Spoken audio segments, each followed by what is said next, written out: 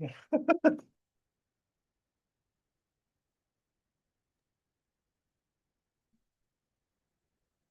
things to give the illusion of control. Totally. All right. It is being good. Here we go.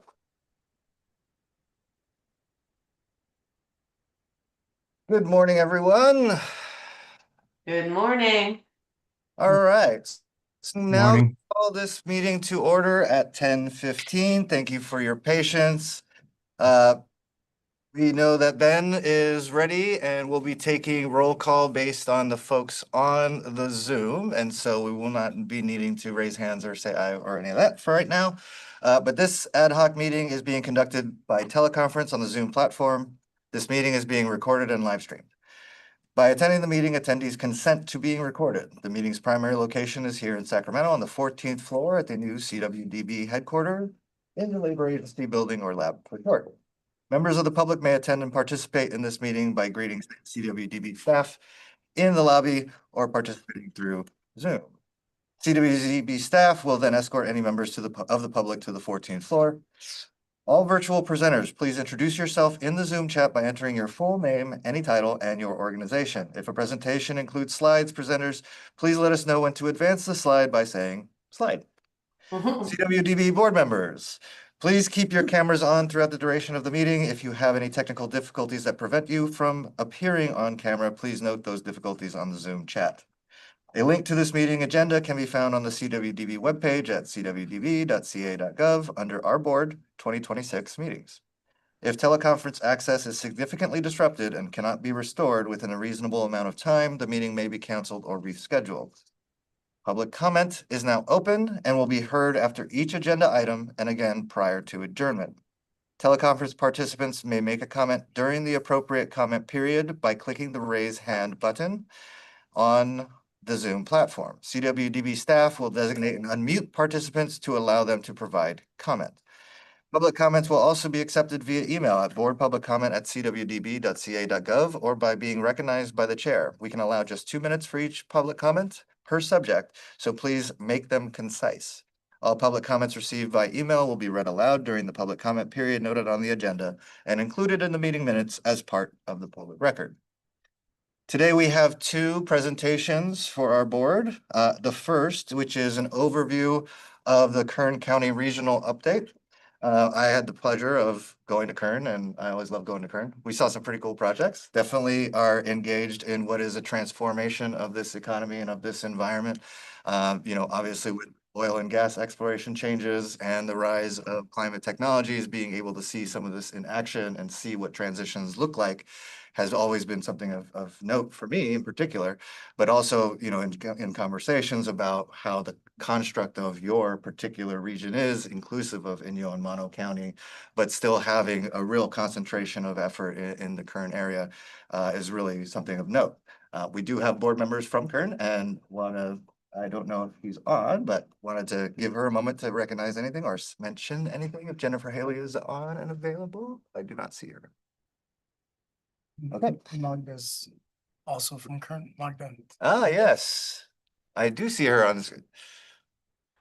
I don't know if she's ready. So with that, let's go to the staff report. And then we have Sandy Nieves, who is the CWDB Supervisor 2, who will share the staff report on high-level facts and staff engagement with the region leading up to and following the regional visit. Sandy. Pull up the PowerPoint. I'm choosing to not be on camera today, everyone.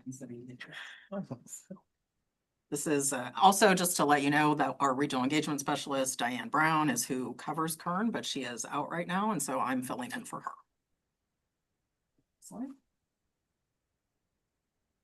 So, good morning. I wanted to share a little bit of background information on Kern before we have our speakers. And something that's interesting to note is that Kern County is the 3rd largest county in California, and it is kind of varied landscapes that offer a lot of opportunities in that region. It's surrounded by mountains, the Tehachapi and the Sierra Nevadas, and therefore there's a valley, which is the San Joaquin Valley. And we also have the Mojave Desert there, which is a great resource for energy and for aerospace, which we'll talk about in a bit. Next slide, sorry. I keep forgetting I have to tell you that. So a little information about population, demographics. The population's just under 1 million people there and a rather young population, median age about 32 years old, with veterans making up 6.4% of that population. And that's important. We're going to talk a little bit about some veteran programs today, so you'll hear a little bit about that.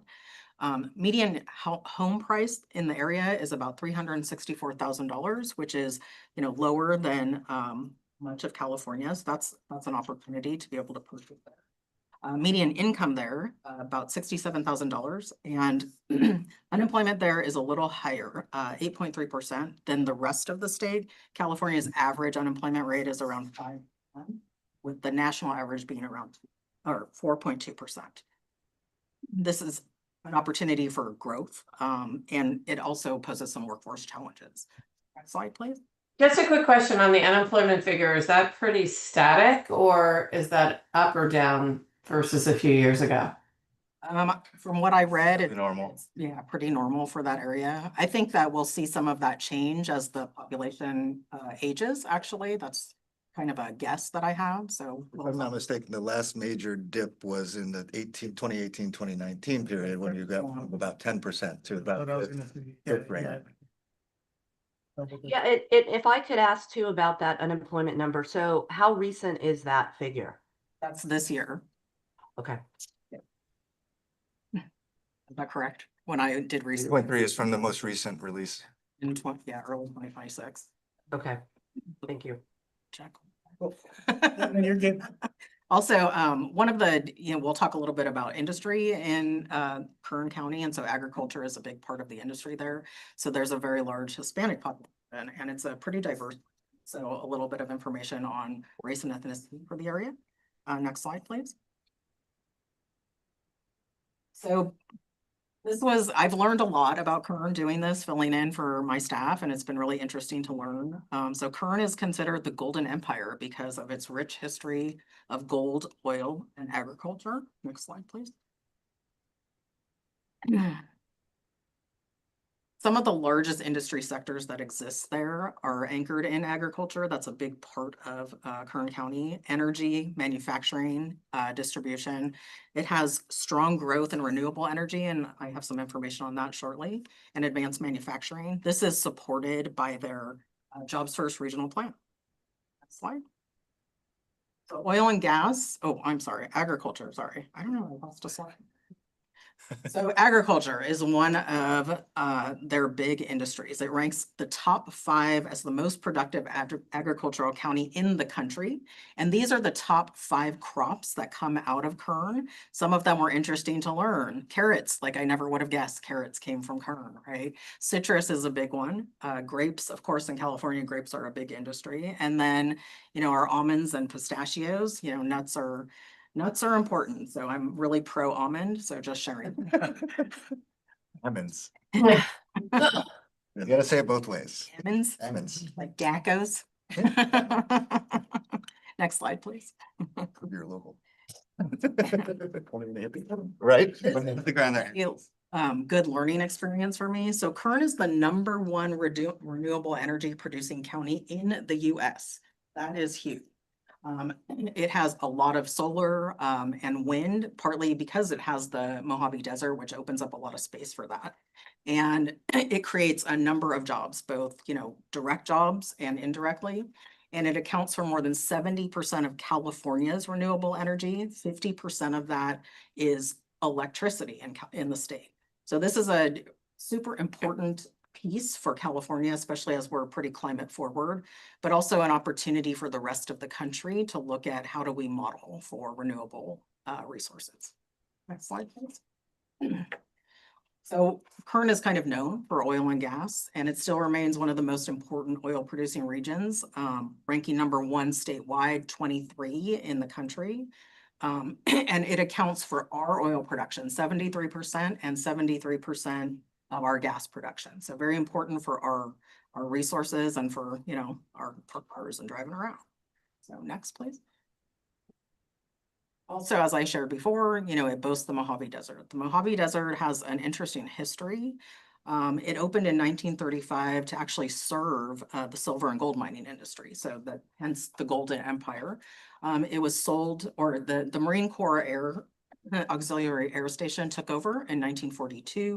1961, Kern County became the first airport district, and later it opened up the Mojave Air and Spaceport, which is the only private airport in the US with a commercial spaceflight license, and it's the first inland spaceport. Please. So I want to talk a little bit about kind of the strengths, vulnerabilities, and opportunities that Kern has for California. Next slide. So some of the strengths are, like I said, the land, the geography, there's a lot of opportunity there. There's a lot of natural resources there, as was shared previously, and there are some interesting educational advances in the region, which Norma Rojas will share a little bit about when she speaks shortly. Some of the vulnerabilities that exist in this county are, climate impact. It's deeply impacted by climate there. Because of the oil and gas industry, there have been challenges with greenhouse gas emissions. So in our EnviroScreen information, there are issues there that the county is addressing, and that is important to address for climate justice there. Also, both a vulnerability and an opportunity is the younger population that exists there. So right now, my opinion is that it contributes a bit to the unemployment rate, right? So Gen Z has struggled quite a bit with landing jobs. And so I think because there is a younger population there, that shows up in their unemployment. However, what is that? Yeah, just on the younger population, is there a much higher percentage of younger Gen Z in this county versus overall? Yeah, so 32 years old, that's still kind of Gen Z, right, ish. And that age group has been struggling quite a bit. Like we know it's a challenge, right, for them for multiple reasons. They're being impacted by things like AI. They're being impacted by maturing more slowly than, and so they're not out there necessarily. They get to stay home longer. And so that's a whole generational conversation that would be an interesting one to have of how it impacts the workforce for sure. But as they get older and they mature, that is an opportunity, right? So they're going to have, I think, a pretty burgeoning workforce coming in the next 10 years. And that's good for the region. Kern is also super business friendly. They are, willing to entertain lots of different ideas about, engaging business and broadening their industries there. And they're working very hard to be environmentally friendly with environmentally friendly, sustainable jobs, good jobs. Slide. All right, so that's my part of it. Any questions for me? This is Diane on there. Yeah, that's right. You have to ask Diane when she gets back. I'm just kidding. If I can answer anything, I will try. Any questions? Okay, we can move on to our speaker. Thankfully, we went through them during the presentation, which I appreciate you guys just jumping in anyway. Now we're going to hear from our local Kern County workforce leaders who are actually here in the room with me. And I'm starting with on my left, which is Brandon Evans, who is the Chief Workforce Development Officer for Kern County. And then to my right, Kenny Spratt from Talent Base USA, which is a veterans career bridge in Kern. And then farther to my right, Ms. Norma Rojas, who is Associate Vice Chancellor of Public Affairs and Development, Kern Community College District.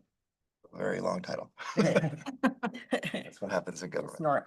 As we bring up the slides, just want to thank you all for being here. Appreciate you guys coming in person. These kinds of things are really good for us, but also just appreciate your presence. And so with that, I don't know who's kicking it off. I'm assuming it is Brandon. And so please take it away. All right, everyone. Thank you so much for letting us be here. Interestingly enough, both Kenny and Norma are also on our workforce development board. We are well represented here. I saw Tony, Tony's Bakersfield Taft, and he's, as you guys know, awesome. And I think Kern will always claim him.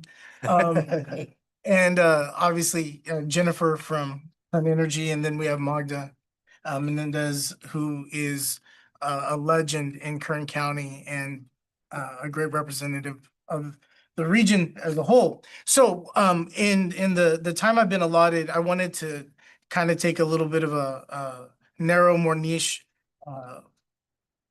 opportunity to show you some things and talk about some things that we're doing.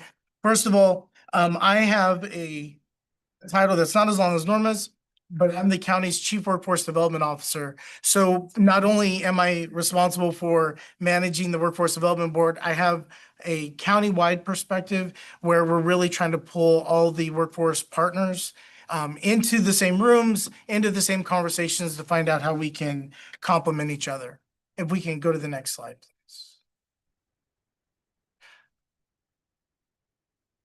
All right. And so we are, workforce development boards come in all shapes and sizes, but we are a county department. And there's many advantages that we can leverage because of that. And so when you think of us, we're not a nonprofit, we're not a JPA, but in fact, we are the county's workforce development department, if you will. We also have an economic development department. So some of that I get to play in, but some of that is left for that area. Next slide, please. Okay, so this is the first of three categories that I want to highlight. As was mentioned in the intro to Kern, we try our very best to be very business friendly. Within the workforce development space, we know that if there's not employers on the back end of all of our training programs and workforce initiatives, then all of our efforts are in vain. And so one of the things that I like to do is I like to share what you see on your screen to various employer groups and employers specifically. And the key thing that I want you to hear from me when I talk about this, because these are tools that are available to all workforce development boards. But what I share to our business partners is the stackability of these programs, And so what I talk about first is using our paid work experience program as a kind of a temp to perm, temp to hire idea. A lot of businesses are familiar with that. And what we highlight is the fact that it gives them as employers a chance to, if you will, kick the tires on somebody who they may or may not be super comfortable with. But since we're paying for the first 300 hours, it's a very low risk opportunity for them to try someone out. I'll give you a very specific example of a way that we want to be able to try to use this now and in the future. You might have somebody who, for example, Kern Energy has an opportunity for a health and safety manager. We have somebody that is a displaced oil and gas worker who has much of the safety skills and experience, but doesn't have the 4-year degree that the position requires. In this way of operation, we can offer to them an opportunity to bring him on, give him a try. And if he works out, they found maybe a great employee that otherwise would never have even qualified because of the degree requirement. And so the language internally I use with our staff is stretch work experience. We're looking for ways to leverage this to give the folks that we are working with to try to re-engage back in the workforce an opportunity at a job that otherwise they may not have, hence the example of where it requires a 4-year degree and you don't have that. Then you move in. When I'm talking to business partners, I talk about, so the first 300 hours is all on our dime. Then if you like the employee, you can bring them on, and then we'll still pay 50% of the wages for the first 480 hours. When you start to add this up, you end up with almost 800 hours of low risk, financially managed opportunity to really find that employee that typically, historically, you may not even been willing to give a chance to. And then the third thing is just kind of like this ongoing financial assistance that we can provide for employers, which is the incumbent worker training program, which allows us to reimburse based on the size of the entity up to 90% of their training costs. I think this is an underutilized program that workforce development boards have at their disposal. What this does for us is it allows that relationship between the business and the training provider to exist independent of us, but for us to be able to come in and make it more cost efficient for that training to happen. What I do, and I don't think you guys can see my hands, but if you can, what we're trying to do internally is we want to work with businesses to help them upscale their current employees. And then we come in on the back end. Yes, that's exactly what I do with my hands, and bring in those more entry level positions. The reason being is we find as we do employer roundtables, et cetera, we find that it's not just certificates, it's employer employee fit. Do you fit our organizational culture? Well, when you want to invest, you're going to really want to invest in those people who you know are a good fit cultural wise, and then we can help you bring in your new employee after you've upscaled that current employee into that new position. So we Is there really like. anything, employers, are employers aware of this? So is there anything they have to do to qualify to get this support? Yes, yeah. As it's funny because as I talk to business, I always say, remember, we're government, right? There's paperwork. And so, so yeah, we have we have application, we have agreements that they have to complete that includes how much we're going to be paying out, terms and conditions, all of that. One of the things I will say that happened, I've only been in this seat for a little under 2 years, but one thing that happened long before I got there was an arrangement between our department and our board of supervisors that allows me as the director to sign off on these agreements. And then they go to the board of supervisors after the fact. And that allows us to work in a very timely basis. So for example, when I've talked to my peers around the state, one of the reasons why their on-the-job training program has struggled to launch is because they may have a 4 to 6 week delay because that agreement has to go to the board first. Because I can sign in real time, we can get this knocked out in a week. So you have an employer who can literally offer the position and just have a start date that is beyond a week, and we can get the paperwork handled. So yes, there's qualifications, there's paperwork. We're going to manage those dollars wisely, but we want to operate at the pace of business to be able to really give the clients we're working with an opportunity, as I always say, for the next best job. Bob, go ahead. Thanks. I was just wondering, on the incumbent worker training, what funds do you use to pay that? Yeah, it's WIOA funds. Yeah, Gotcha. because so our budget is roughly $40 million, just a tad under that. Roughly half of that is our WIOA dollars. The other half is an array of other grants. And we build into those other grants these employer incentives so that we can tap in to these other dollars for the same services. So those incumbent workers have to qualify for WIOA funding. Yeah, we enroll them. Gotcha. Thank you. Cool. All right, next slide. Sorry, No, you're good. I'm trying to. They're gonna jump in. Yeah. Okay, awesome. In fact, Nicole is ready to jump in now. Thank you for allowing us to jump in. It's the best way to do it. Yeah, sorry about that. I was looking for the raise your hand feature. They keep moving things in Zoom. I just wanted to ask, the process that you were talking about that seems to be a hindrance in some jurisdictions versus yours, and kudos for you guys finding a way to work around that. Is that something that maybe us as the board can help smooth out? Does it have to be like jurisdiction by jurisdiction, or can we do something at the state level to make it a more, Yeah, I really do wish we could, but because of local control orientation in the decision-making apparatus of WIOA, that would require the local elected officials to make that a concerted effort and then pass that on their own, giving that value to, in some cases, the JPA who runs the board, or if it's a county seat, there could be many different angles. It does lead me to believe that this would be a good opportunity for us to share this as a best practice for those who have similar constructs that they may be willing to take that effort on.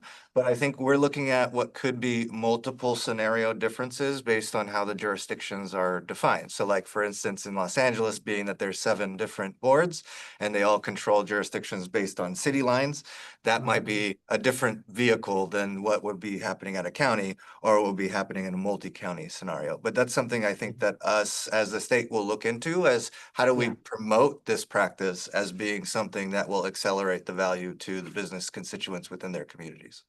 Yeah, because people might not know that it's a framework that can be utilized. So I like that idea. Yeah. Thank you much. Yeah, and I appreciate the question and the response because one of the, when I decided to pick what to talk about, I was kind of thinking of best practices or things that maybe if they got shared more widely could be helped. And that goes with our next slide. So one of the challenges I know that my peers throughout the state struggle with is if you will, the political dynamics. You want your whether they're local or statewide legislative bodies to support your efforts. And to that end, one of the things we've begun to do that you see an example of up on the board is we offer to our Board of Supervisors a quarterly update on the activities in workforce related to their district. Right. So if you're a member of the Board of Supervisors on a quarterly basis, you get a breakdown of all the activities that took place within your district. For them, it gives them legitimate ability to take credit for this stuff and share this with their constituents, but it does, right? But it also, on a very regular basis, lets them know that we're working on behalf of them and their constituents. And I believe that when it comes time for an ask here and or ask there, when they know that you're really producing and providing results, it makes that kind of advocacy easier, right? As opposed to, hey, we have this new ask, let's tell you what we've been doing for the past 5 years, right? So this is on a quarterly basis. If you see the copy of the document, we highlight things specific to employers heavily, as well as the job seekers in terms of training and job placement. All right, next slide. Running along those same lines.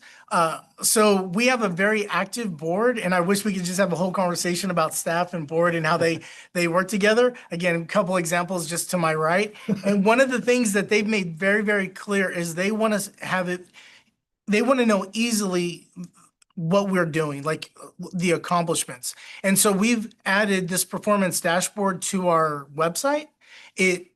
It's stagnant now because we just closed out the 25-26 year, but as each quarter rolls, these numbers get added, and it allows whether it be community members or our board to know to the number in these key areas of matrix to know what we're doing, right? And I think that as opposed to being at odds with our board, when they make a great request like this, we want to activate staff to make sure that we're bringing it to the table. And again, whether you're looking at our board or the community, you can pull up these numbers and and then if we go to the next slide, and the font's small, don't be bothered by that.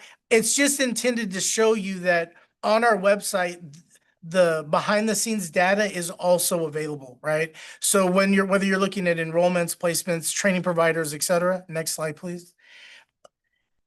It's going to show you by funding source, by training provider, by program, where people are being placed, where people are being trained, so that they don't have to call and ask or whatever. Anybody who wants to see this information, we make available.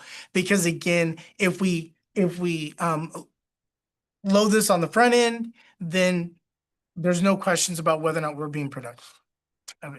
One more, please. One more slide.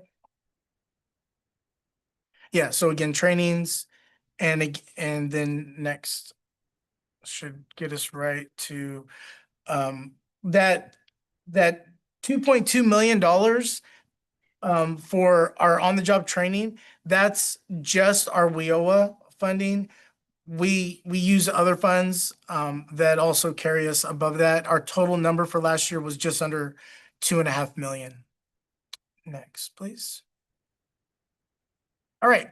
Then the last thing that I want to talk about is our displaced oil and gas worker. You heard kind of at the beginning talk about the transition from fossil fuels as the dominant energy source into renewable sources. Sandy highlighted, and I appreciate you highlighting the fact that Kern is #1 in the nation in renewable energy.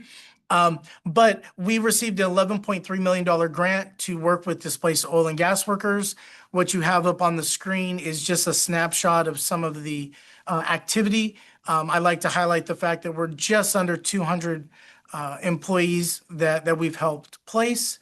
You have in the bottom left-hand corner some of the positions that we like to highlight. I will say that of surprise to me, one of the main things that we've worked with is supportive services related to utility bills. I never imagined that that would be like the number one ask, but it is the number one ask of these displaced oil and gas workers. And what seems as a surprise on the front end starts to make sense. They had a rather nice level of living, right? That continued even when the money wasn't coming in as well. And so their bills pile up, and we've been, through our supportive services, been able to help with that. The other thing has been really interesting is a lot of them just go back to, they get their Class A driver's license renewed and they go back to truck driving.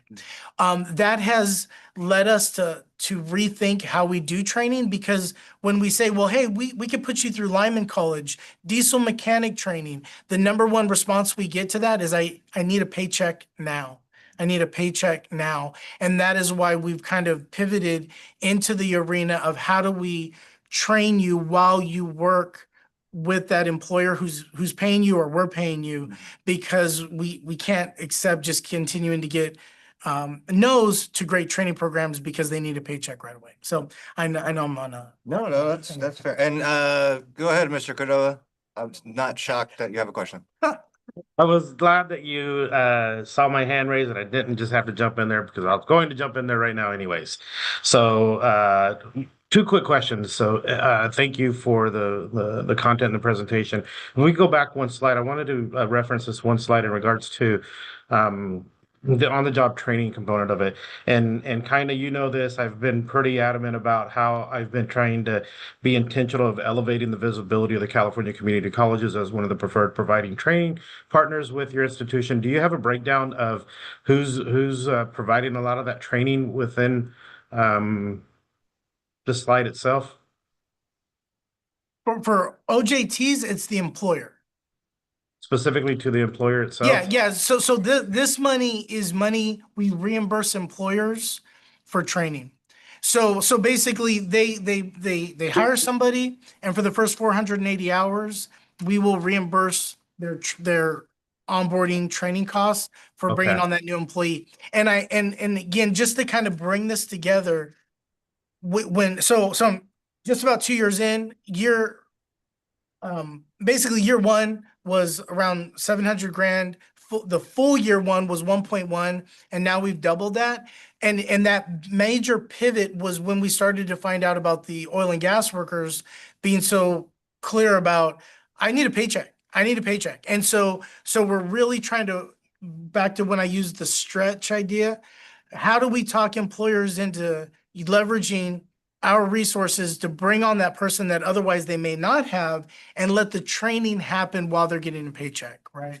So this is going to eventually roll into us being a big player in the apprenticeship arena, because the earn while you learn, like that the unions have mastered. We really want to just model that and expand that across the board. Brandon, if you go I'm sorry, back please. a couple of slides, I think to Tony's point here, when you look at trainings and you look up at the top, you see the Kern Community College District. So it is community colleges providing a lot Awesome. of training. Yeah, no, thank you for that clarity, Norma. Appreciate it. Because I think what it also does is it leads right into my second question in regards to like the displaced workers and oil and gas workers itself. I know that was one of the grants that I think United Steelworkers was the main recipients of the awardees for supporting that. I say that because of the fact that I was trying to look at how we matriculate that into the credit for prior learning. How are those individuals being able to assess their skill attainment, the credits that they've been able to, develop or procure through their training journey and that partnership with the community college districts themselves? Do we have any numbers that show that, any type of educational attainment and how that could potentially align with credit for prior learning?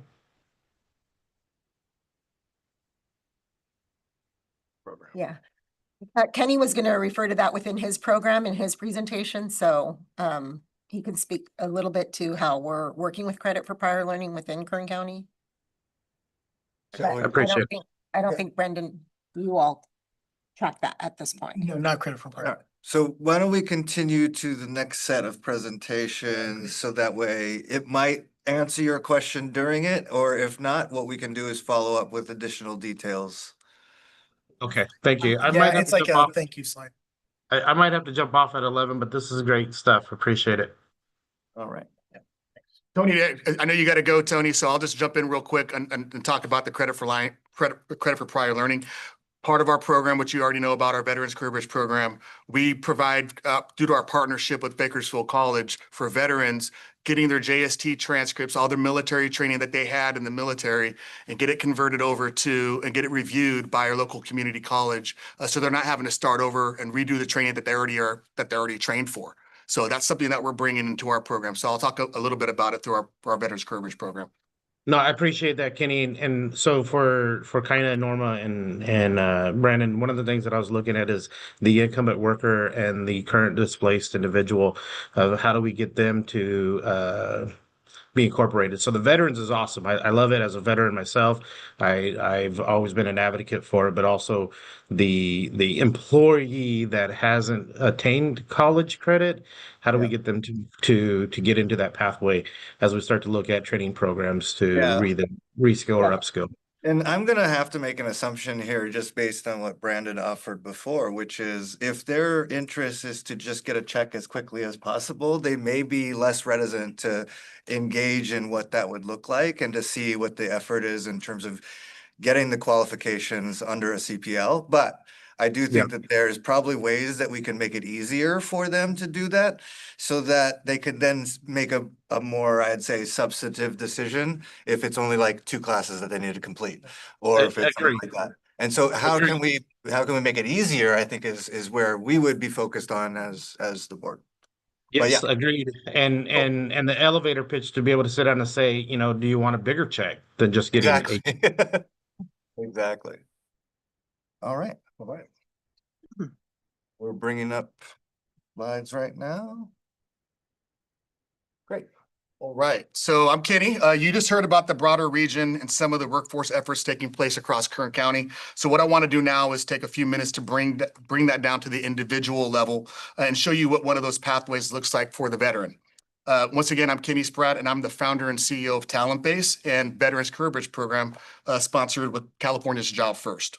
I spent 20 years in the Army, and after retiring, I moved to senior talent acquisition roles within Amazon and within the wonderful company, which gave me the opportunity to not only see it from both sides of the equation, from a veteran, being a veteran that transitioned out of the military myself, but also from the employer lens.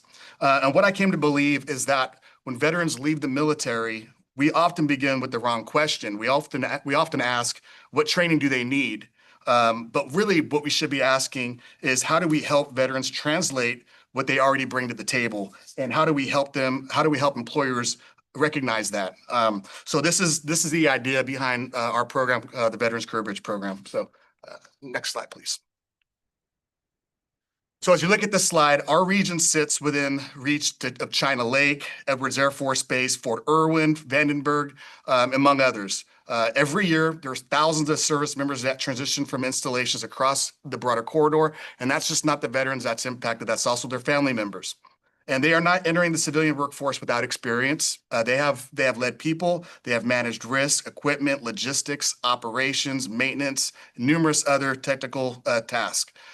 They know how to solve problems. When conditions change, work as a part of a team and take responsibility for their outcomes. So many of these capabilities line directly with the industries growing across our region, particularly in aerospace and defense, advanced manufacturing, energy.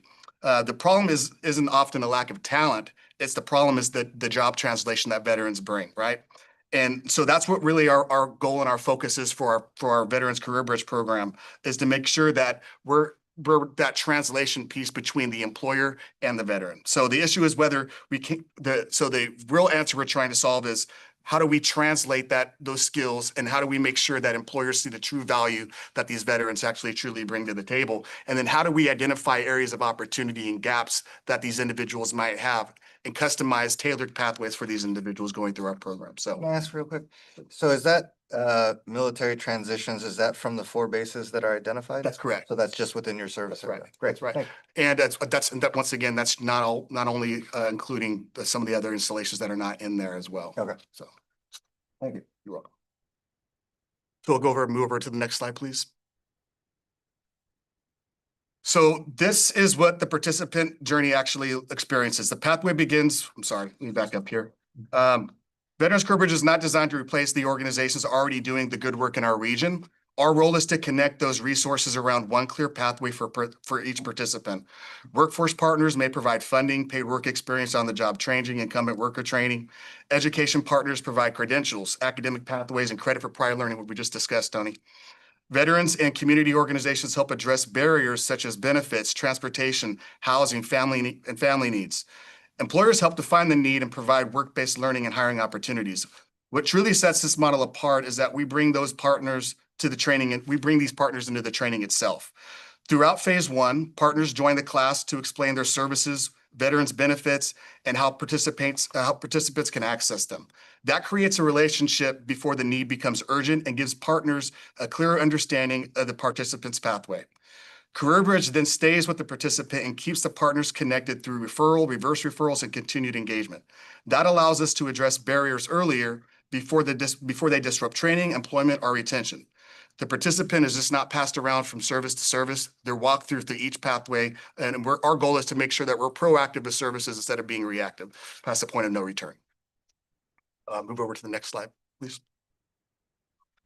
So this is what the participant actually experiences. The pathway begins with phase one, which is 2 weeks of professional development. And during this first phase, we focus on the person. We begin with purpose, values, strengths, professional identity, and career alignment. We also focus on professionalism in the workplace, communication, accountability, critical thinking, continuous improvement, performance expectations, and how to navigate difficult conversations. Those topics matter because employers consistently tell us technical qualifications alone are not enough, what we just recently heard from our employer roundtables conducted over the last few weeks. They need people who can communicate, solve problems, work with others, take responsibility, and adapt. During the second week, we turn that foundation toward the job market. Military skills translation is a major part of that process. We help participants take their military roles, responsibilities, and accomplishments, leadership and technical experience, and explain them in a language that employers can understand. We also work on industry and role exploration, networking, resumes, applications, interviewing, and employer engagement. The goal is not to simply help someone apply for more jobs. The goal is to help them understand what do they already bring to the table, where does it fit, what do employers expect, and what, if anything, can we contribute to still help build on their roles. We also work with Bakersfield College around credit for prior learning to help ensure that veterans are not having to start over from scratch. Credit for prior learning can shorten the pathway and help someone move more quickly towards a certificate, a credential, or a degree, or an employment opportunity. After the 2 weeks of professional development, that pathway becomes more flexible.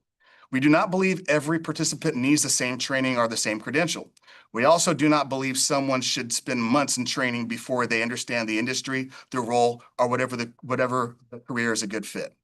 Instead, participants can begin with a short form industry exposure and then move through a guided pathway based on their experience, career goals, employer demand, and the gaps that still need to be closed. You could think of it as a guided pathway model.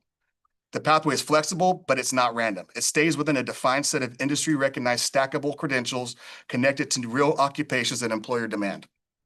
For one participant, that may mean one single certification. For another, it may mean several stackable credentials. And for someone, it may just mean giving them clarity on the industry and opening up the opportunity for them. The goal is not to collect a bunch of certifications. The goal is to add the right preparation for the opportunity the participant is pursuing.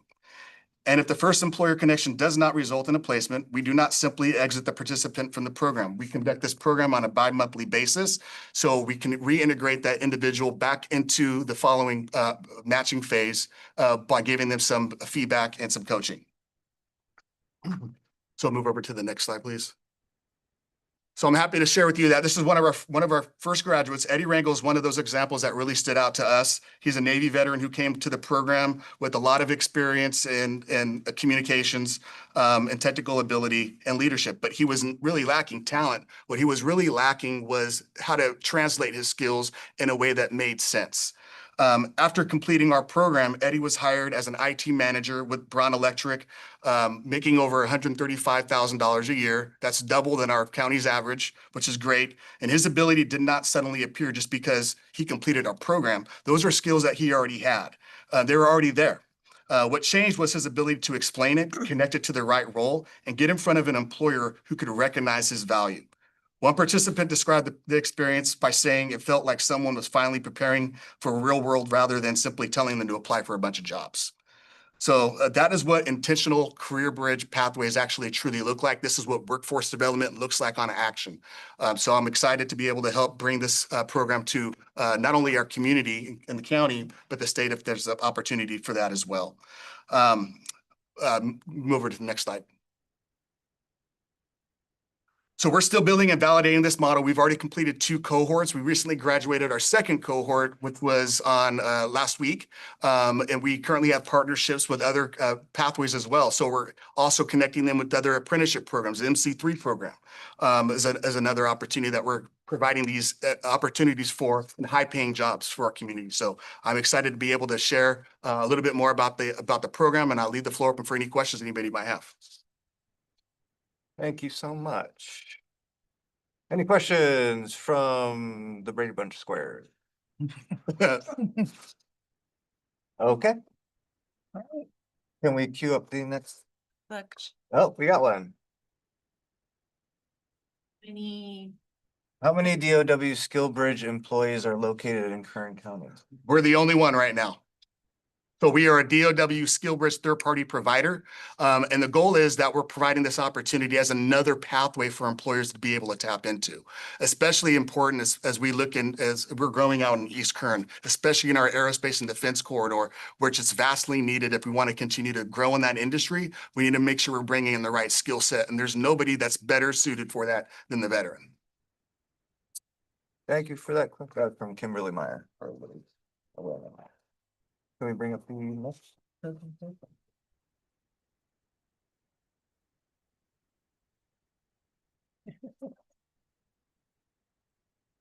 Okay, Norma? Yes, You're up. thank you. Good morning, everyone. My name is Norma Rojas Mora. As I was already introduced, I'm the Associate Vice Chancellor of Public Affairs and Development for the Kern Community College District. And today my presentation really is going to focus on the Kern Coalition, or our California Jobs First initiative. Just to provide some context, a lot of people often asked us, what is a community college district doing serving as fiscal agent for the California Jobs First initiative? And really for us, we started this journey 5 years ago. We were a recipient of a High Roads Training Partnership Grant to really start looking at developing good paying jobs within our region. And so it made sense as a workforce development is within our mission for us to lead the efforts in Kern County for California Jobs First. So the Kern Coalition, next slide. The Kern Coalition really is has allowed us to build a foundation and for our region to really look at advancing workforce inclusion, rural resilience, climate innovation, and high quality jobs. As was already discussed, Kern County has a lot of assets, but as a region, we know what our assets are. We weren't selling that and promoting it as well outside of our region. And so California Jobs First really allowed us to come together and start working within the coalition to address a lot of those assets. Next slide. So the Kern Coalition is comprised of 5 conveners, and it's been really wonderful for the 5 conveners to come together because we all bring different perspectives. And so being able to share the perspectives as we develop out has been a learning lesson for all of us. So the 5 co-conveners are the Kern Community College District, the Kern Inyo Mano Central Labor Council, Building Healthy Communities Kern County, B3K Prosperity, and Community Action Partnership of Kern. So really the perspectives that were brought to the table are education, our labor partners are at the table, community organizers and community groups are at the table, and then our business and industry folks. Next slide, please. So as Sandy mentioned, we spent 2 years developing our regional roadmap for Kern County. And in that, we met with over 53 groups. We met with thousands of people throughout Kern County, and we have a very expansive region. We made sure that we were out in every single one of those regions, which was East Kern, North Kern, South Kern, West Kern, and then Central Kern, and allowing people to give feedback and their perspective on what the next 5 to 10 years of the Kern Regional Roadmap could look like. Next slide, please. So, while it wasn't a surprise, it was reinforcing to us to see what our priority sectors for Kern County are. They landed in agriculture, clean energy, and manufacturing. We also had some opportunistic sectors that were identified, including aerospace and defense, transportation and warehousing, carbon management, and tourism and hospitality. It was really interesting as a region to have the conversations, because when we spoke as a region, people wanted our priority sectors to be healthcare and entrepreneurship. They were adamant that healthcare and entrepreneurship had to be at the top. And it was an education to say we're already there with entrepreneurship and healthcare locally. Those are locally serving sectors. What we really want is to start bringing investments from outside of the region into Kern County and exporting some of the goods we have outside so that we can really have a thriving economy. Next slide, please. So some of our roadmap strategies have included innovation, research, and entrepreneurship. Really looking at workforce skills and job quality. How do we begin to work together? Because although we're sitting on boards, mutual boards, sometimes we weren't really connected and working together. So if Brandon's group is having a meeting with the industry leaders, how can we be at the table as an educational institution or as other institutions so that we can really start to make those connections? Really looking at our regional competitiveness, because sometimes people don't understand that we feed, fuel, and defend the nation. And so how do we really help people understand that we have all of these anchors within Kern County that really make us competitive? Looking at our transportation and infrastructure, and really looking at the state priorities. We took a big hit as we were in the middle of our California Jobs First roadmap development. We had received a lot of federal funding to really push forward with our expansion of renewable energy, including innovative carbon capture projects. We were looking at biomass projects, and funding that had come to us was pulled back. And so we had to pivot midway through our California Jobs First process and really look at how we were gonna, number one, dig in, because we know the importance of renewables given the climate crisis. But number two, also, how would we be able to look at other opportunities within the region? Looking at the quality of life. Within Kern County, we have high issues with air pollution, and also ensuring that especially our rural communities that sometimes are left behind are included in the process. So that really, it was a huge effort to build the community trust and a lot of public advocacy that happened. And again, leveraging the 5 conveners and the resources we were able to bring to the table helped us open a lot of those doors. Next slide. So where are we at? As a region, we received $14 million to put out an RFP and find projects that were going to be innovative to help us grow not just our workforce, but also our local economy. And so next slide, please. We were able to put out $9 million in funding to 16 projects that represent 5 sectors within our work plan, including the clean economy, working lands, healthcare, entrepreneurship, and providing a more developed education and skilled workforce. And again, this was with the intent of ensuring that we had a Kern County economy for everyone and no one was left behind. Next slide, please. We have a very, very diverse group of grantees. from large organizations to very small organizations to private businesses and startup companies. So I'm just going to highlight two of the projects for you. Kenny is one of our grant recipients, so you heard from his project. So the two, next slide, please, that I'd like to highlight for you, next slide, are, oh, next slide. I think this is the wrong slide. This is the wrong slide deck. Yep. So It had the wonderful. They had them on there. They had them on there. those are the wrong ones that I was gonna. I really want to focus on, bear with me, I have it right here. The Women's Small Business Center, the Mission Community Services Corporation, is doing a fantastic job with our entrepreneurs. And so the work that they're doing really has evolved, and the way they are helping workforce development with small businesses is they are doing job fairs specific to small businesses. So oftentimes we have big job fairs for big companies, but many of our small businesses and entrepreneurs were having a really hard time being able to either get out to those job fairs or identifying the right folks to work within their industries. So the Women's Business Center has been doing job fairs for entrepreneurs that need employees. In addition to that, they provided in the last month or over $46,000 in grants to small businesses to help them either purchase equipment or grow their industry.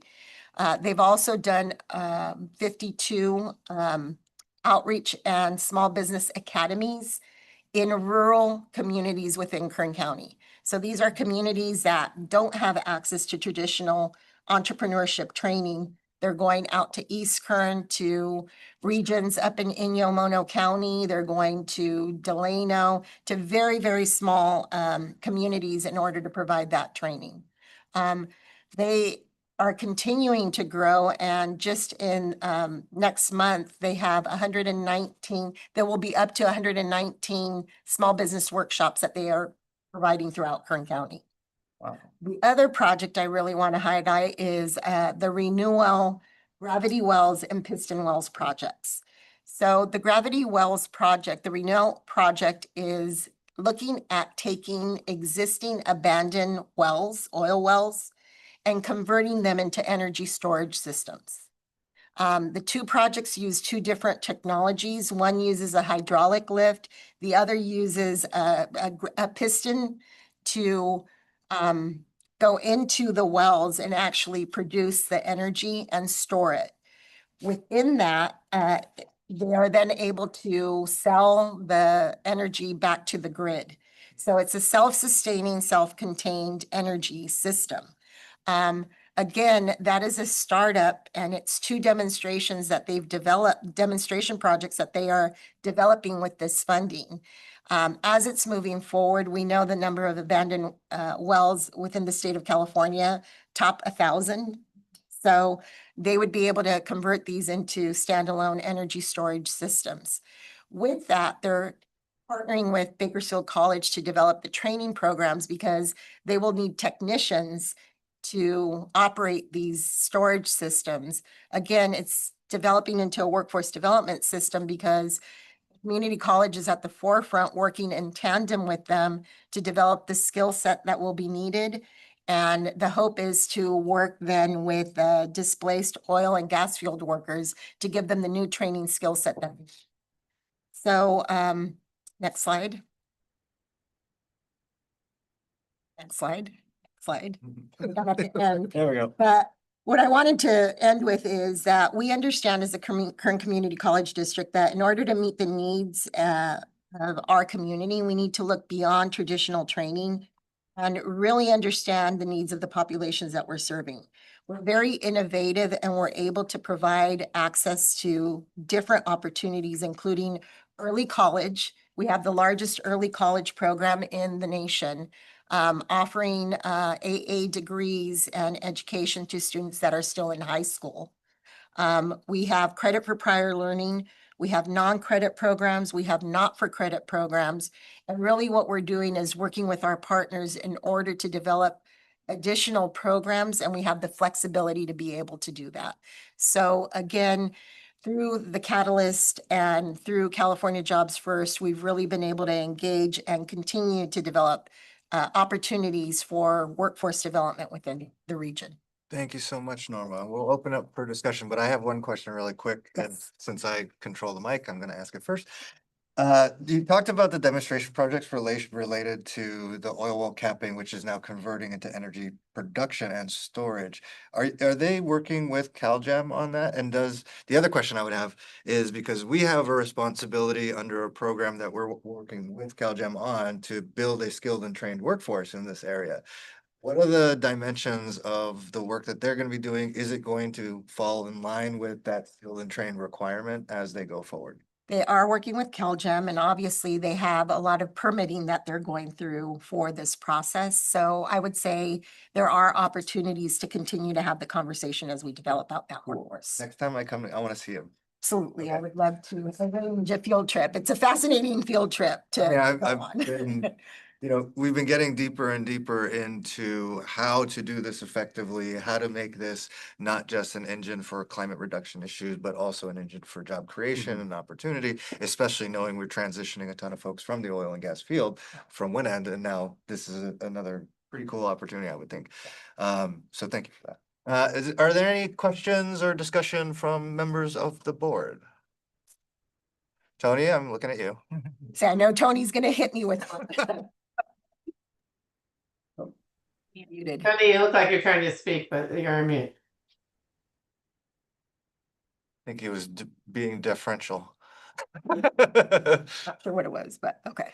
All right, well, if we have none, then I will thank you all for coming today and for speaking on behalf of Kern and the regional efforts there. We'll now transition to the second major presentation of the day, which is on artificial intelligence, work and human value, findings from San Diego. We have Teddy Martinez, who is, I forget his title, it's Vice President of something at San Diego Workforce Partnership. It's probably written down here, but I'm not looking. There it is.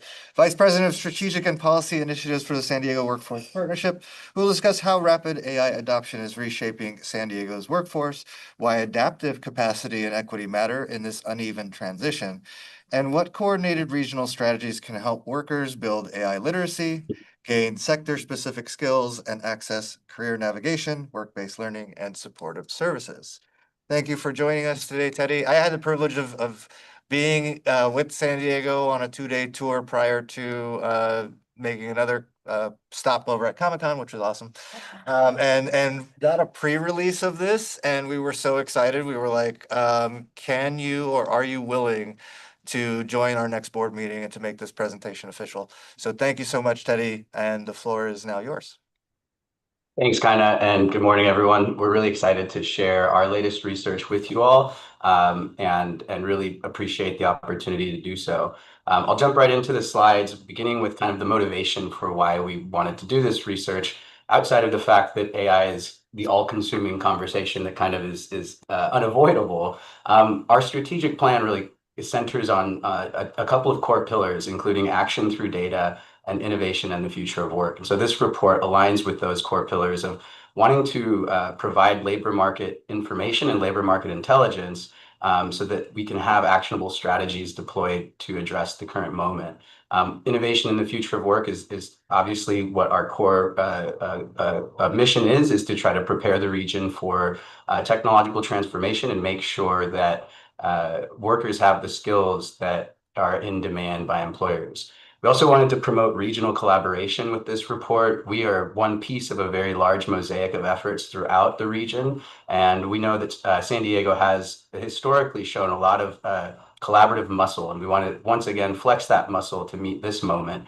And then lastly, amplifying the value of being human was something that our CEO, Rachel Bereza, had constantly reminded us as we did this research, was that alongside the need for AI literacy, there will be an ongoing need to have innate human-centered skills that will be resilient beyond this wave of technological transformation.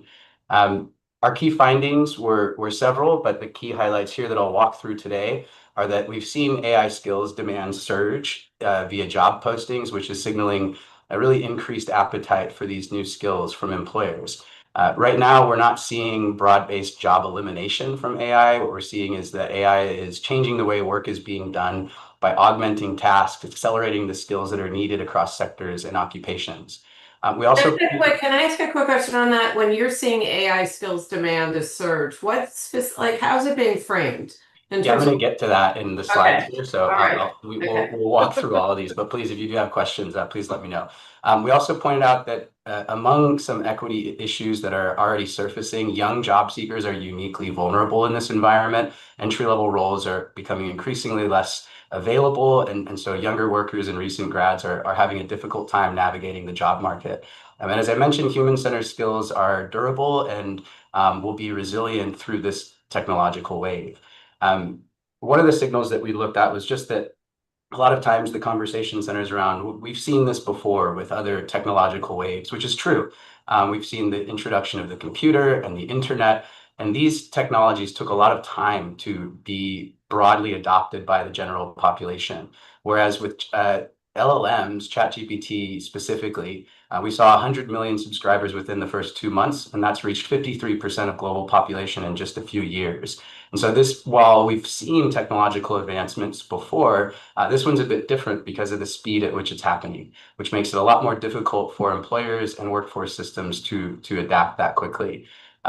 We also wanted to look at signals, as I mentioned, with the job skills. So Joanna, this is kind of where we were looking at job postings based on skills demanded. And so in Lightcast, you can filter out certain jobs based on the skills that are required by those job postings. There's limitations here, but directionally what we've seen is that job postings overall have remained flat over the last several years. But when we filter out using the AI skills glossary, that's a widely published document of emerging technological skills related to AI, we saw that the growth of those job postings has tripled since 2019 and is really signaling that appetite of demand for new skills. Now, this isn't that the overall job market is all AI skills. It's actually just about 4.5% of all job postings, but the rate at which those skills are popping up in job postings has indexed a lot higher than the job postings without AI skills. We also wanted to examine our priority sectors. The post-pandemic recovery did not produce equal growth across San Diego's priority sectors. By 2025, education and human development and healthcare were approximately 26% and 24% above their 2020 employment levels. In contrast, we've seen a contraction in ICT and digital media, which had returned to approximately its 2020 levels prior, while life sciences and biotech only showed modest net growth after declining from their 2022 peaks. Now, AI is not the only explanation for this contraction. We note in the report that there are several factors that are coming together all in this moment, such as high cost of real estate, high inflation, high interest rates. Remote work is having an impact here alongside scaled back federal investments. Now, this is important for San Diego because life sciences and biotech, ICT and digital media are still strong sectors here, but when those sectors contract, it has ripple effects throughout the economy. These sectors have multiplier effects that mean that for every job created in life sciences, additional jobs are created elsewhere in the economy. And so when these sectors start to contract, it has reverberating effects for the region. When we wanted to understand the AI exposure, we went through a pretty extensive and comprehensive literature review. As you may have seen, there are plenty of studies out there that try to look at the concept of AI exposure. AI exposure is thought of by occupations as how much of a certain occupation can be automated or augmented by AI. And so across all of these sectors or all of these studies, we found some similarities in the way that they are basically measuring the AI exposure across occupations. And that led us to a framework that includes not just AI exposure, but adaptive capacity. When you look just simply at AI exposure, the B quadrant here in the upper right is really where a lot of the focus has been. Those are financial jobs, management jobs, legal occupations, very computer-based occupations that can be easily augmented or automated. without looking at the adaptive capacity element, we would probably be focusing on that B quadrant in terms of resourcing and skilling. But when you look at the adaptive capacity component, it shows a different picture. Our analysis covered 62 occupations, which represent almost half of San Diego's employment. And the key workforce insight here is that two people with similar AI exposure can experience very different outcomes because one has savings, networks, and transferable skills, while the other does not. And so this idea around adaptive capacity was pulled from a National Bureau of Economic Research paper that looked at factors like liquid financial resources, age, geographic density, and skill transferability. And so that led us to this kind of framework where we're able to see different clustering of occupations in the labor market. When we look at the low exposure, high adaptive occupations, these include many healthcare and technical occupations that require physical presence, situational judgment, or direct human interaction.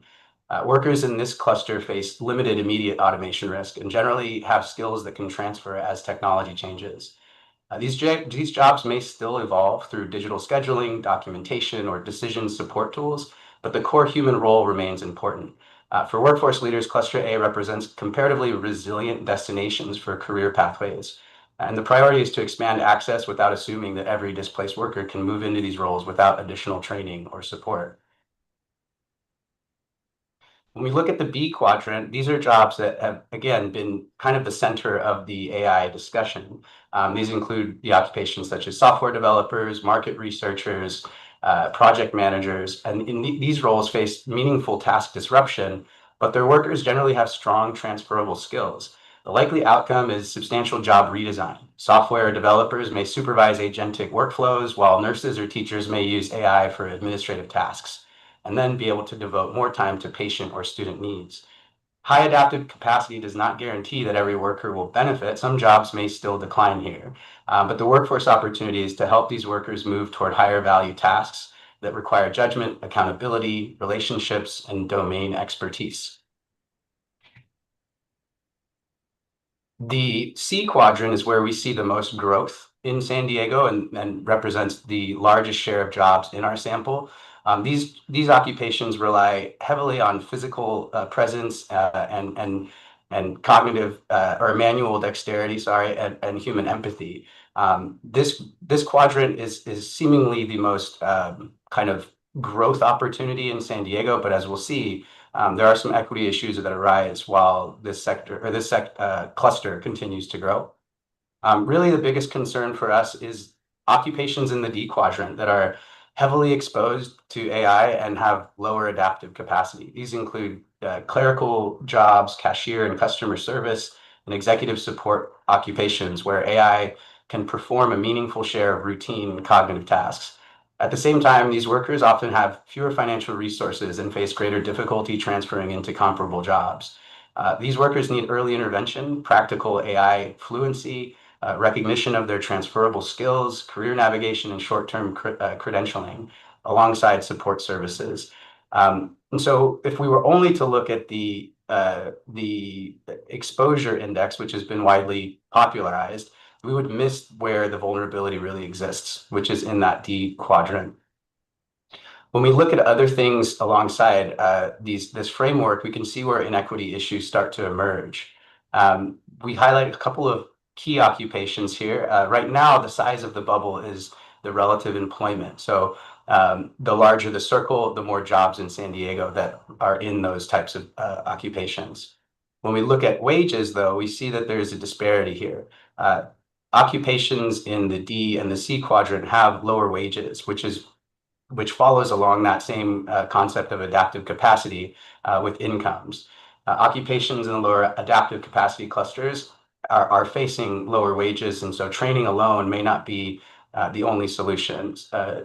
Solutions that help offset the high cost of living and high cost of doing work in San Diego will be needed alongside skilling and credentialing offerings. When we looked at certain occupations along gender roles, we found that women were disproportionately represented in the D quadrant. Approximately 70% of workers in the highly exposed, low adaptive capacity occupations are women. And some of the occupations are especially concentrated, with women holding approximately 95% of secretary and administrative roles and 91% of receptionist and information clerk roles that are shown here.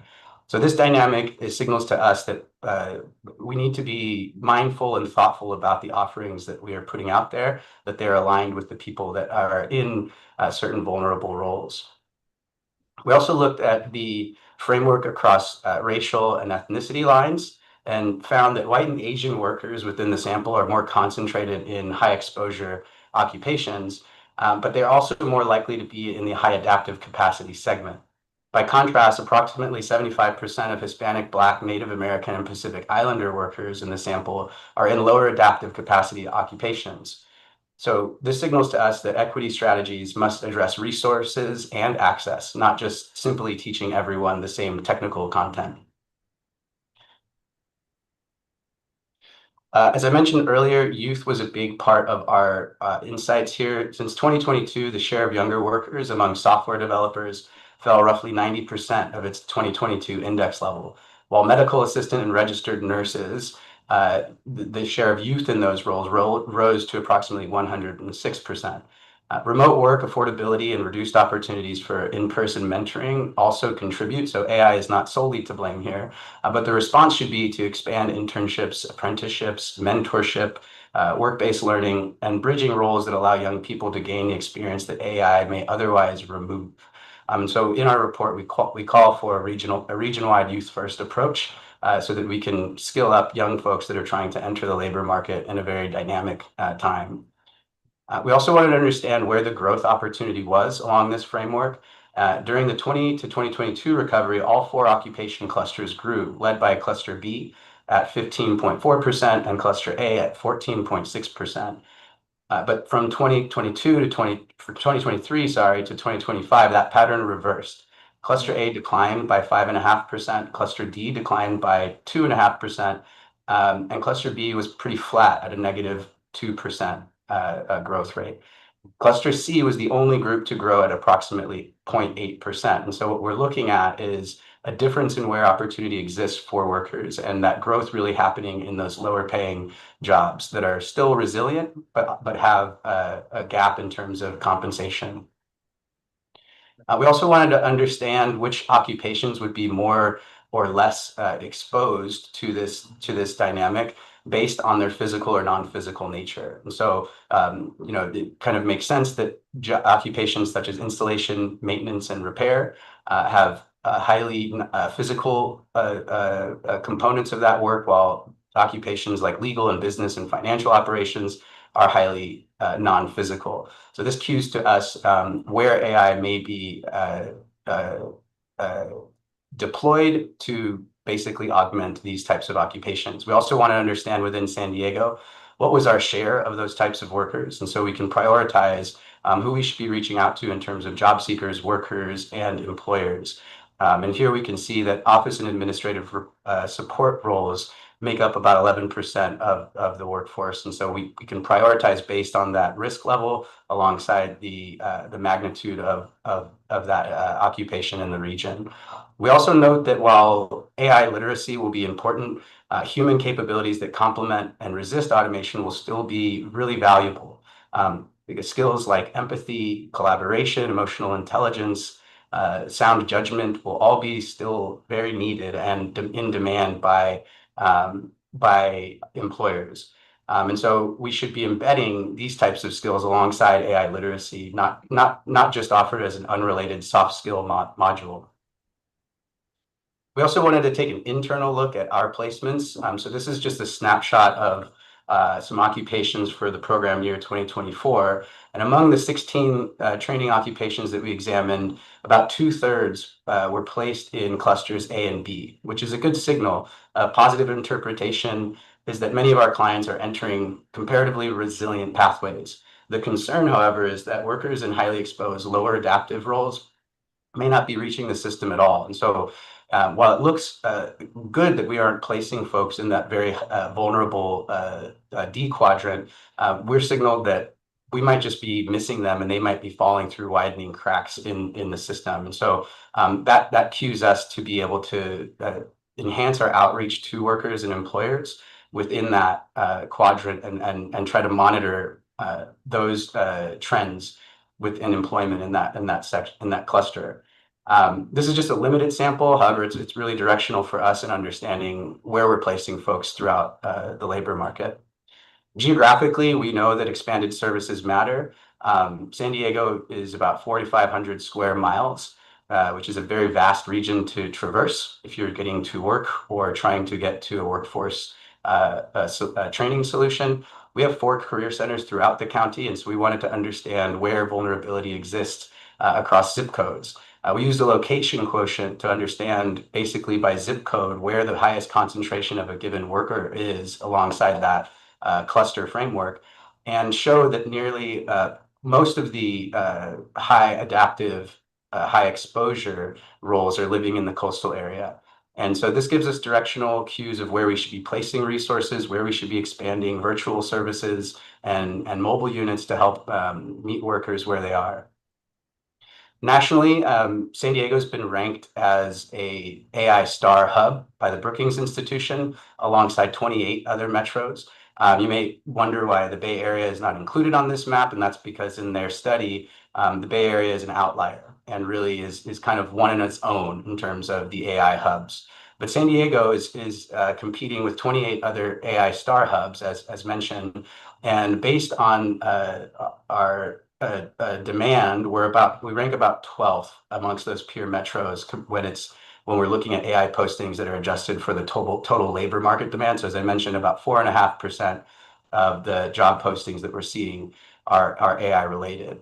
The factor that we wanted to look at as well was the high cost of living in San Diego. We believe that this will shape what opportunity looks like. And so while we rank 12th in terms of demand, we rank in the top 5 most expensive metros within that 28 peer metro list. And so this signals to us that the high cost of living and doing business in San Diego will shape what the overall AI landscape and value chain looks like across the nation. And for young people that are coming out of degree programs or workshops with skills that are in demand, this will definitely be a factor on where they choose to go, making talent attraction and retention challenging. So we know that we'll need to go beyond simply just providing training and skills development, but also needing to deploy solutions that offset the high costs of living. Supports that enable transportation, childcare, emergency aid, and technology access would be very important in this moment, and it should be treated as economic competitiveness tools rather than just equity supports and supportive services. Lastly, in our report, we call out several recommendations that we think we can focus on as a workforce board. Our first kind of recommendation here is to look at the WARN system. Right now, it functions primarily as a compliance tool for employers that are planning to do mass layoffs, which triggers a rapid response team here at the San Diego Workforce Partnership to do layoff aversion and rapid response. But we know that if the WARN system was enhanced, it could cue us to more real-time trends and understand whether those layoffs are AI driven or not. We mentioned the geographic accessibility, understanding kind of using GIS to understand where workers are will allow us to understand where we should be prioritizing the location of our services. We also want to enhance pathways for people in the high exposure, low adaptive roles. That's in the D quadrant, because we know that they're vulnerable and have a more difficult time navigating technological change.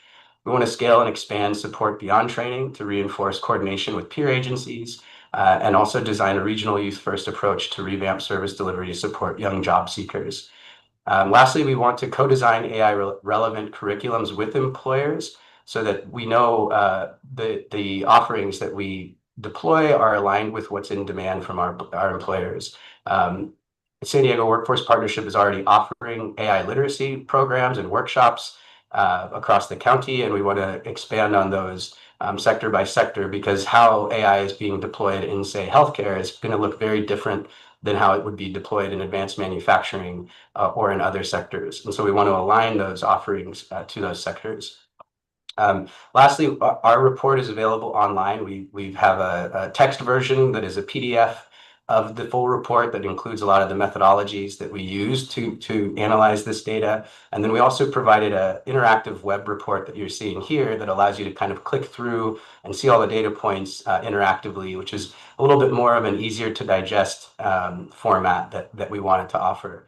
Additionally, we also made this report available to be translated into Spanish. We know that the Latino community in San Diego is growing increasingly, and Spanish language is a predominant language here. And so we wanted to make sure that this information was accessible in that way as well. So this can be found on our website. We encourage you to check it out, and hopefully it can inspire some other regional looks at how AI is impacting the workforce. I think the central message here is not that technology alone will determine San Diego's future. AI definitely puts pressure on the region, but our regional choices will determine how that pressure is distributed. And so we're really calling for regional collaboration to meet this moment.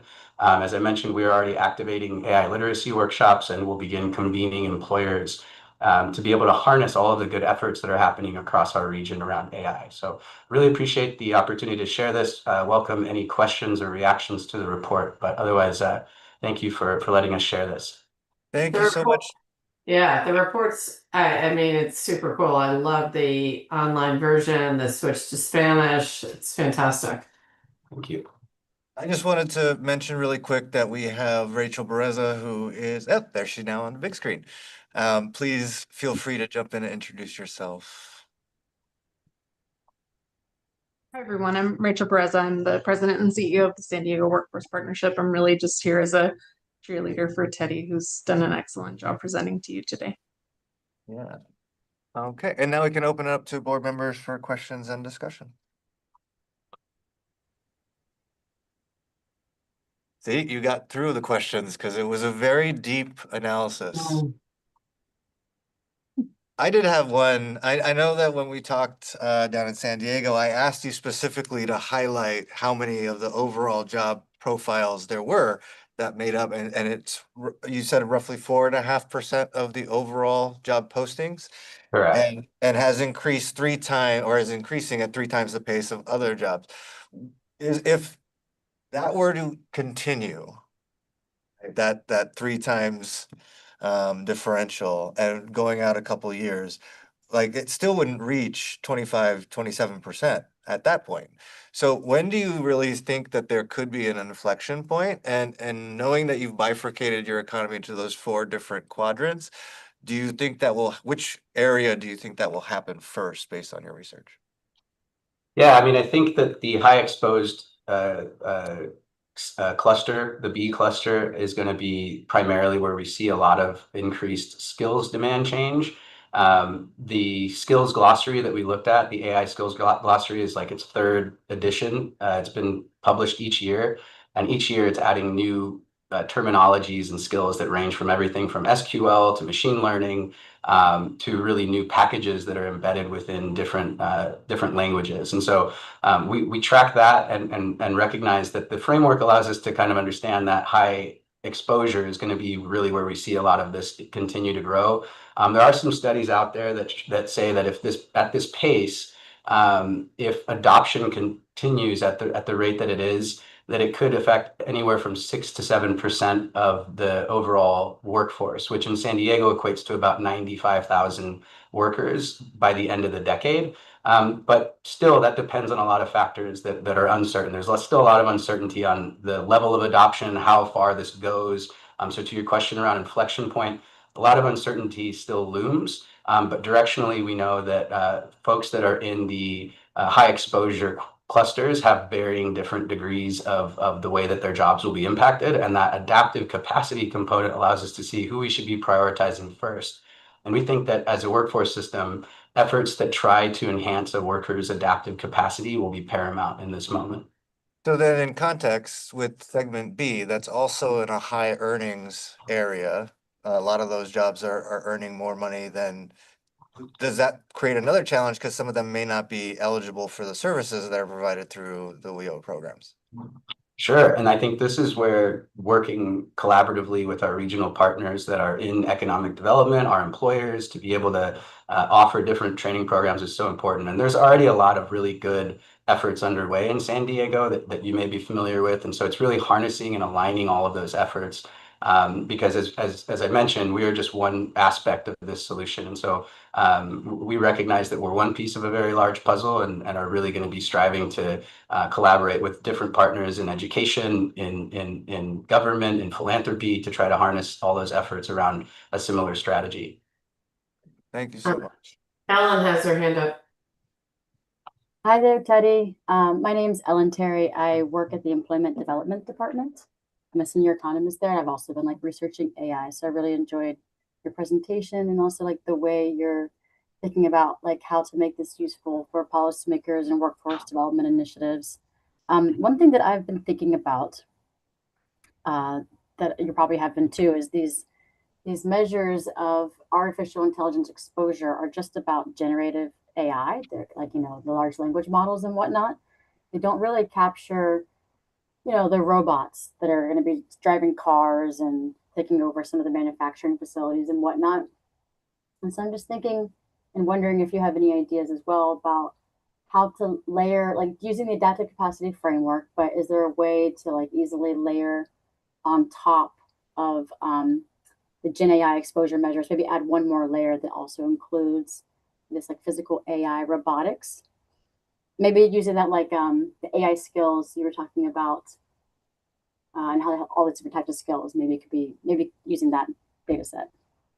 Yeah, I think in the studies that we looked at, AI exposure goes beyond simply LLMs. And so obviously chatbots and large language models that fuel them have kind of taken center stage. But AI comes in very different forms. You have edge computing, you have remote sensing, you have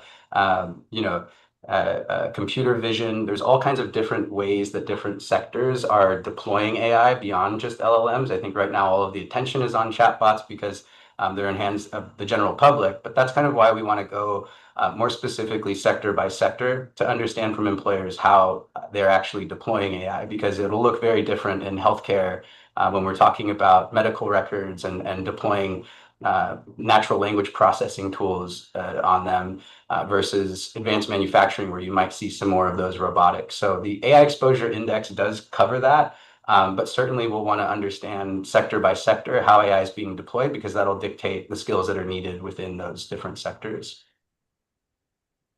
Okay, thank you. Bob? Oh, thanks. Thanks for the presentation. I've attended, I don't know, probably 10 seminars on AI workforce in the past few months. And every time I turn around, there's an AI seminar somewhere. And it's pretty apparent to me that kind of the AI revolution is just as important as the computer or cell phone inventions. And it's going to affect all people and all the way we do work in the workforce. And I really appreciate, I don't really have a question, just a comment, but I really appreciate the fact in your presentation how you're looking at changing the curriculum of training to include whatever we know about AI. And it is difficult to get our arms around it, because not only is it coming, but it's here, right? And we do look at some of the entry-level jobs. I particularly have expertise in healthcare, so the healthcare sector. And it's clear that jobs, there'll be new jobs, there'll be certainly change jobs, and there'll be jobs eliminated, without a doubt. Which is just the thing. But for sure, we really need to figure out what the training looks like across the board in all industries, maybe industry by industry or sector by sector, but what it looks like in order to be better prepared for our workforce to meet the demand of what AI is bringing us. And so, I appreciate what we're doing in San Diego. I think we really need to have a statewide program in terms of, how do we change funding programs? How do we change workforce programs? I think this is a huge revolution in the way we do work. And I think we're kind of slow to the coming to the point now because of our lack of understanding. But I think this is definitely huge, and a statewide federal workforce direction. But I really appreciate what you're doing in San Diego. I think it's fantastic. And I think really looking at basic curriculum is really a key to help our workforce. So thanks a lot. Thank you, Bob. Paula? Good morning. Just a quick question. I know that some AI companies in the Bay Area are reaching out. For instance, I do a lot of work with faith communities, and so they're reaching out to discuss faith and how that impact, especially as around ethics. Has your organization reached out to the AI companies just to kind of see how you're deploying or to get information? They're springing up everywhere, a bunch of AI companies, not just in San Francisco, but across the region. So just curious how you're engaging with them just to get information and seeing how you guys not necessarily can partner, but you guys can be a good, good way of getting the information so that you can roll out your development initiatives. Yeah, that's a great point.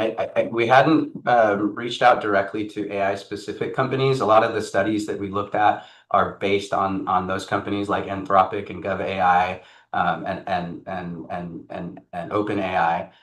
The framework that we used from the NBER paper was written by folks who are now kind of in the GovAI Council that's doing national and international work around AI governance.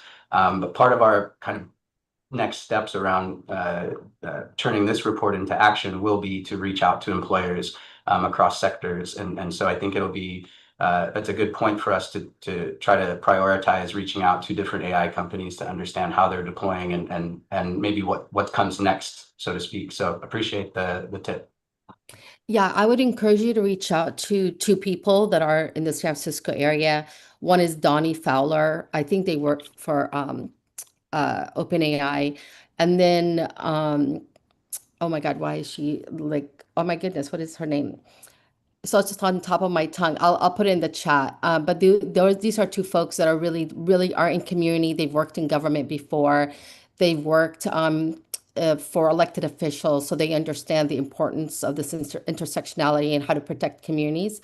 So I will put both their names in the chat, and then I'm happy to give you their contact information on the site as well. Oh, and her name is Debbie Meslow. She's phenomenal. Debbie, Debbie, Meslow, Mesloh, and I'm happy to provide you with her email address. Thank you so much. I will add that part of the research was convening a focus group, and that focus group had about 15 to 20 employers across different sectors, and so they were able to share with us what they're seeing so that we could ground truth some of what we found in the data in practical terms. But AI-specific companies would be an interesting addition to that list of folks that we're reaching out to. So I appreciate the introductions. Thank you so much. Thank you, Ms. Hijazi. Is there any more question, comment, or discussion from board members? Hearing and seeing none. Thank you so much. Thank you. At this time, I would like to call for, and since I didn't do it officially on the last one, I'm going to call for both sets of public comment simultaneously, if that's okay. Do we have any public comment in the chat? Has put both times. No public comment. Great. Anything on YouTube or any of the channels? No. No. Awesome. So with that, now we'll go to general public comment. Again, asking, is there any public comment on general topics in the chat or on our web services? Not that I know of. Nobody's raised their hands or put anything in comments or emailed us anything. Great. Well, thank you so much. Well, with that, I'd like to thank all attendees for participating. The next ad hoc committee meeting for the CWDB is scheduled for Wednesday, October 14th. However, the next meeting is a full board meeting and will be in person at multiple locations on Wednesday, September 2nd, 2026 at 10 a.m. With no additional public comment and no further business, this ad hoc committee is hereby adjourned. We'd like to thank you for your participation. Thank you.